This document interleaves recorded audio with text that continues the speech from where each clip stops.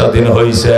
দেশ স্বাধীন হওয়ার 53 বছর পরে আবার কেন বৈষম্য বিরোধী আন্দোলন করে নতুন করে স্বাধীন করা লাগলো? বোঝা গেল আগে সাম্য হয় নাই, মানবিক মর্যাদা হয় নাই, শুধু আয়নাগর হয়েছে আয়নাগর। কথা কোন ঠিক কিনা? ও দুস্থ, নতুন করে যদি আবার স্বাধীন করা লাগছে দেশ, তাহলে এই দেশের মধ্যে সাম্য প্রতিষ্ঠা করতে গেলে তোমাকে কাজ করতে হবে।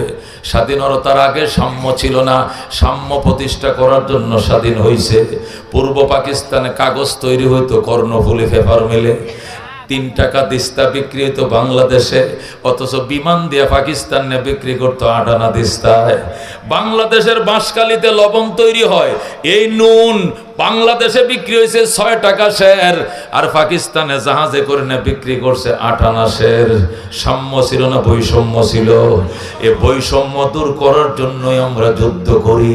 একটি জীবন